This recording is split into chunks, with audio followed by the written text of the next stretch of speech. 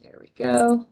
NDOT posts these meetings on their website so that anyone that is unable to attend the meeting can catch up with the same information. So we're here to talk about the Tyler Chair and part of the participatory budgeting project. And so we're in the implementation phase of this.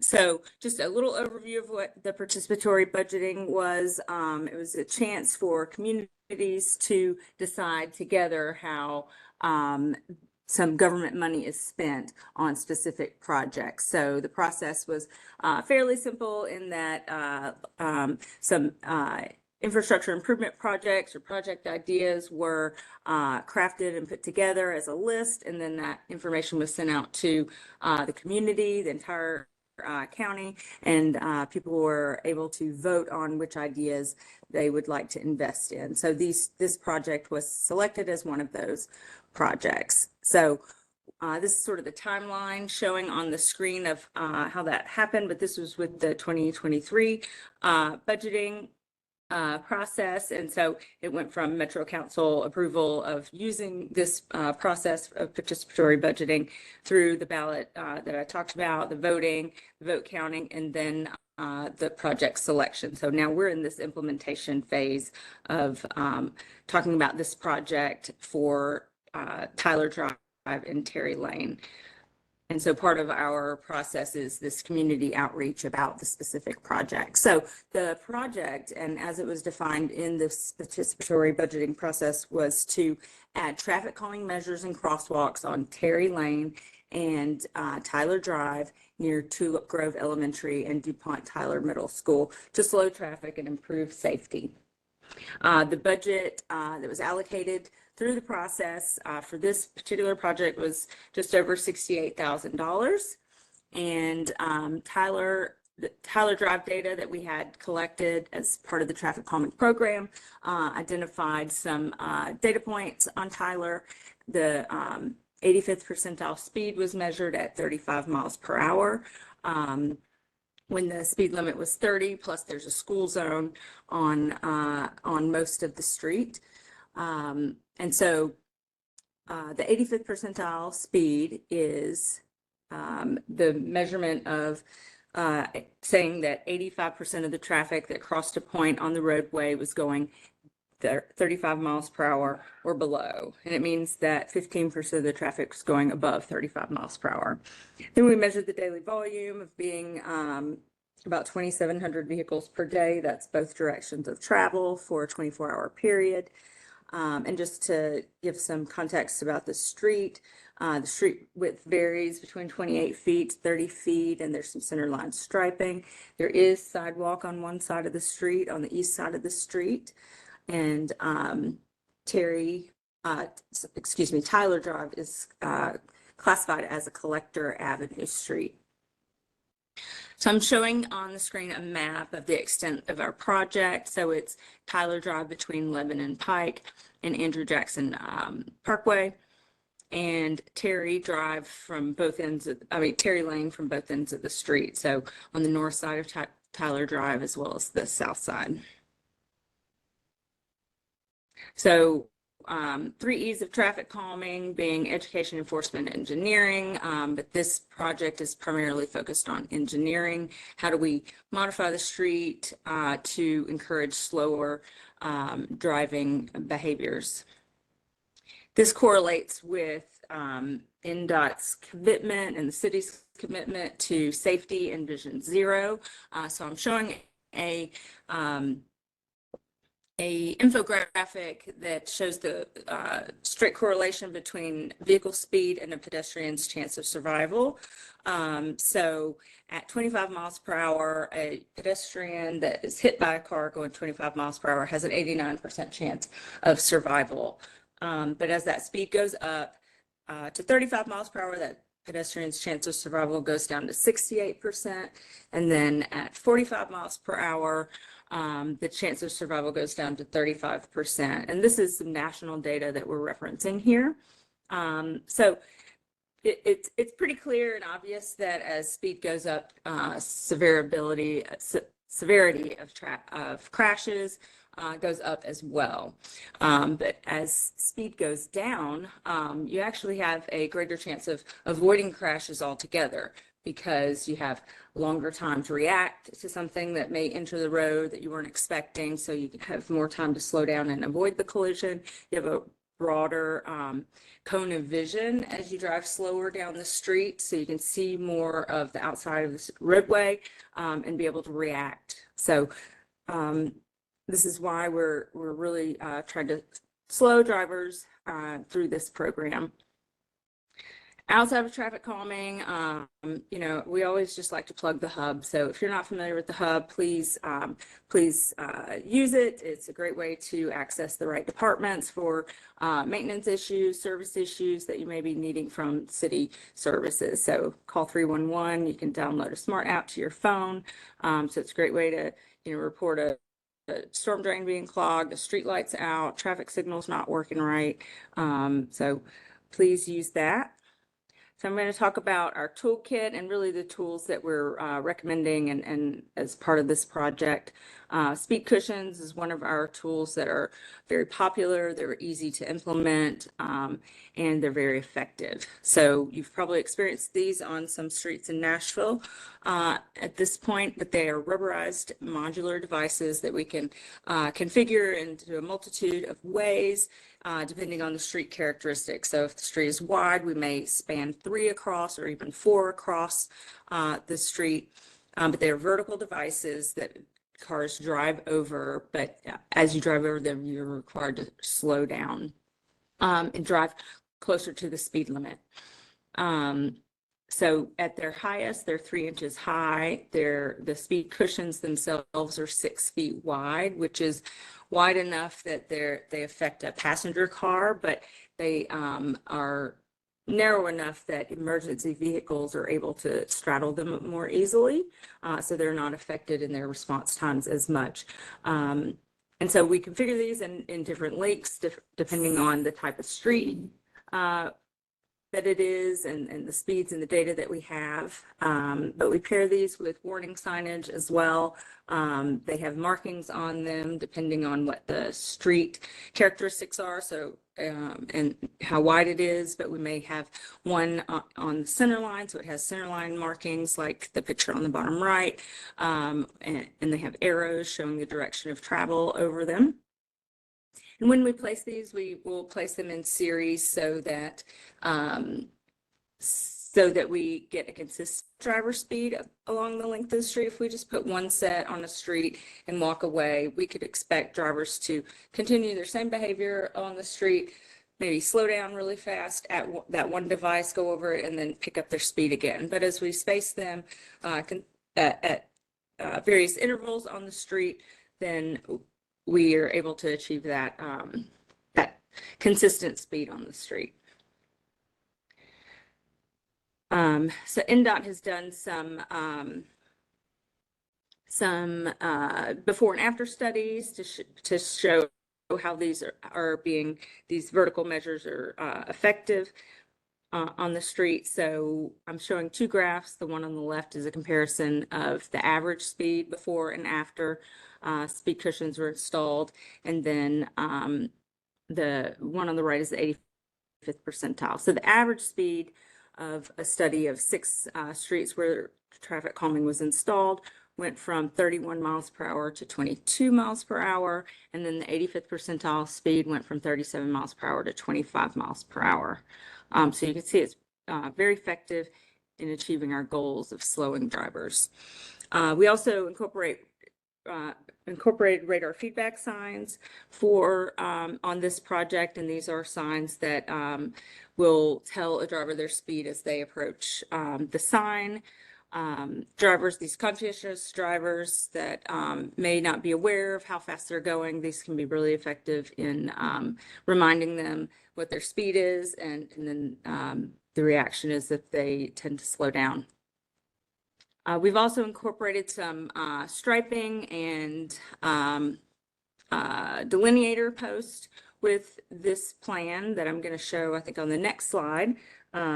which what this does is shortens crossing distances for pedestrians. It can improve lines of sight for drivers as they approach an intersection, and just overall just tighten an intersection and create more awareness of pedestrians going through an intersection. So we do this with paint as well as these flexible delineator posts that you've likely seen on lots of different streets in Nashville. They're white usually, and buffering a bike lane or something, we can use those tools. So next slide, I'm going to show what our proposed plan is here. And so we did have a traffic calming meeting specific about Tyler Drive a few months back, and we got a little bit of feedback from the community about speed cushions. And so we've incorporated that feedback by reducing the number of cushions shown on Tyler Drive.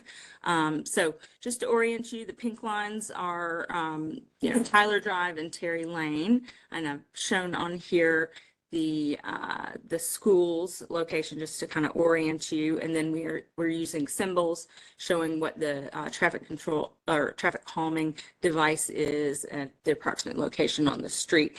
I have additional slides that look more closely at each one of these locations, so we're going to go into that. But essentially what we're showing is a set of radar feedback signs, one in each direction, between Lebanon Pike and on Tyler Drive between Lebanon Pike and Terry Lane. So one radar feedback sign in each direction. And then on the other side of Terry Lane on Tyler Drive, we have 3 sets of speed cushions right in front of the schools to slow traffic right around the school in the school zone area. And then we also have on Terry Lane, we have incorporated speed cushions on both sides of Tyler Drive. So 2 on the north side or east side, if you will, and 3 sets on the south side. And then we've also, the bulb out symbol is used at 2 intersections on Tyler Drive, showing where we're incorporating some crosswalks and some additional bulb out there. So I'm going to move on and go into the more detailed look at this. But this slide is starting from Lebanon Pike, and then we'll work our way towards Andrew Jackson on Tyler Drive. So we're showing the location of the radar feedback signs in each direction. So going, I think it's eastbound on Tyler Drive, a sign near address 202 Tyler, and then in the Lebanon Pike sign roughly located between address 203 and the corner lot at Gordon. So now this slide is showing the locations of the speed cushions and the configurations that they would be in. Because of the width of the roadway on Tyler Drive, they're placed in a set of 3 with arrow markings and center line markings on Tyler Drive. And then on Terry Lane, there's not any marking on Terry Lane, so those speed cushions would have the arrow markings on them. It's also in sets of 3. So we have 1 set of cushions on Tyler Drive between Terry Lane and the first school driveway for DuPont Tyler Middle School. And then we have another set essentially right between the 2 schools on Tyler Drive. That's in front of address 432. On this sheet that I'm showing is showing some of the locations on Terry Lane. So on Terry Lane, we have a set at around 8303, and then another set on Terry Lane between 8309 and 8311. That's on the north side of Tyler Drive, and then on the south side of Tyler Drive, we have a set at approximately 8243. and another set at approximately 8231. And then this next slide is the section of Tyler Drive between Eva Drive and Andrew Jackson Parkway. So we have a set just east of Eva Drive on Tyler Lane with warning signage as well. This next slide is showing the last set that's on proposed on Terry Lane, and that is at approximately 8215 Terry Lane. And it also includes the warning signage, the yellow warning signage that says speed cushions with advisory speed. This slide is just showing how the configuration of the speed cushions will lay into the road and the spacing between them and how long they are. They're 10.5 feet long. And again, they're 6 feet wide. And then we have, depending on how wide the street is, we have spacing between them to create those gaps for the speed cushions. Now I'm showing a slide showing the intersection of Terry Lane and Tyler Drive. And what we're incorporating into this plan are 2 crosswalks, one on Crossing Drive on the school side of Terry Lane. And this will also include some school warning crossing signs to alert drivers of the school crossing, as well as a painted kind of median with flexible delineator posts that will create just kind of a little median along the center line of the street. So what this does is narrows the travel lane some and creates a little refuge in the middle of the street. So as pedestrians are crossing, there's a little refuge there. But essentially, it's kind of a gateway and really triggers drivers that they're entering into the school area and to drive slower. They'll feel a little bit more constrained with that type of treatment.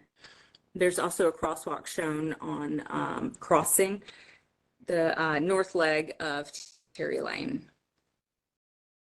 And with this, we would incorporate some stop line pavement markings on Terry Lane and a little bit of bulb out striping along the corners to tighten the corner radii and that sort of slows turning movements at the intersection as well. This last one is a location with some bulb out, some essentially street narrowing with paint on Eva Drive at Tyler Drive. So another crosswalk crossing from Eva Drive across to the existing sidewalk on Tyler Drive. That also includes some school crossing signs at the location. And again, some narrowing on Eva Drive and around the corners to slow turning movements at the intersection. So I'm showing my contact information, but we don't have to stop there if there are questions. Again, this is part of the participatory budget process, so we want to make sure people have the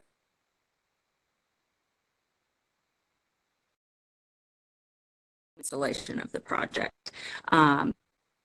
So this QR code and this web address at the bottom of this screen is showing the web link to more information on the participatory budgeting process and the map of all of the different projects that were selected through that process. And always follow NDOT on all their social channels. Are there any questions? It looks like you've been able to join and hopefully follow along. I can go back to the overview plan. But our process now is we're going to move forward with ordering the materials and getting those installed with our contractor.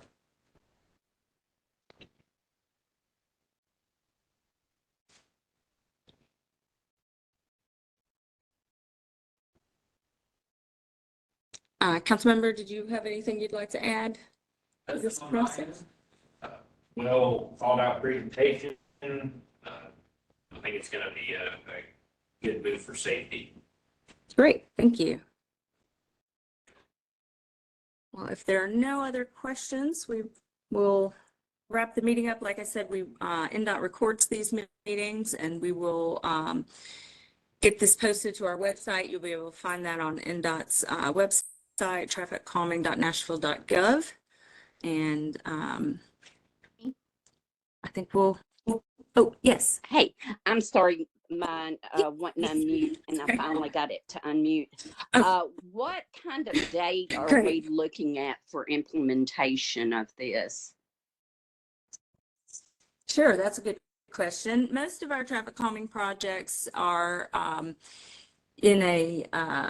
we typically say about 8 months to install. This one might be moving a little faster because of the nature of where it is and when it was selected earlier this year.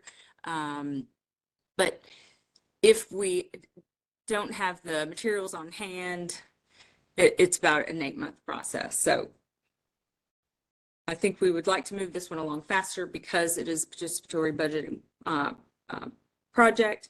And so that money was allocated last year, and we want to get it accomplished and moved on.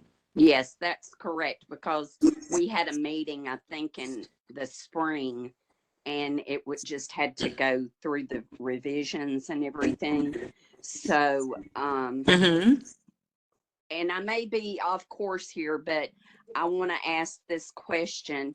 It has been very important to me, and I don't know if this is a discussion now or later, but this street, we need street lights. It's that is something I would say that is a great something that you could report to the hub if you have not done already. It's something I talked to Director Alarcon about. Right. At the need of Andrew Jackson. It's badly needed. And this was kind of a good step one, but I definitely am going to keep advocating for that one. That one is definitely on the top of my list. Thank you, because that has been a process for the last 40 years. Past and present community has really pushed for that. And with the amount of vandalism, with the children walking up and down the streets at all hours of the day and night, it needs to be implemented as soon as possible. Yeah, and we're getting the new development up the road right next to the fire hall. So it's definitely the traffic's going to increase. Well, with that 40-unit development at the end of the street, it's, right. It's only going to add to it. And the amount of homelessness, vandalism, it's out the roof. And I can prove that with my ring cams, because being this close to a school, we should have never been slighted for lighting down this street. So I would, it sounds like Councilman Huffman is on it, but I would also encourage you to put that into the hub, because that will also help just make sure that there's awareness of that request. Yeah, it's always helpful when I ask for it, but it's always helpful when my constituents ask for it too. Okay. Because they can look that up and say, oh, there's a request. It helps me advocate for you. I can be like, hey, see, we talked about it. No problem. I will do that. 311. Yeah, great. Well, do you have any other questions or comments? No, that's fine. Thank you. All right. Thank you for participating, and we look forward to bringing this to this neighborhood. Okay. Thank you. So I will close the meeting. Thank you. Bye.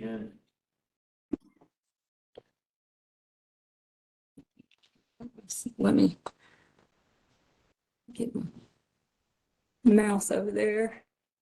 You see it? Oh, yeah, there you go. Or was it? I saw it. Oh dear. Not either. That's, oh, there it is. Oh, I see it now. Thank you.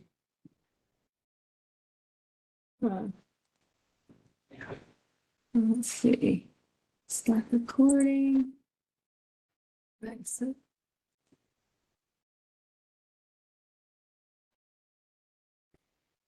There it is. Wow. Hang on, hang on.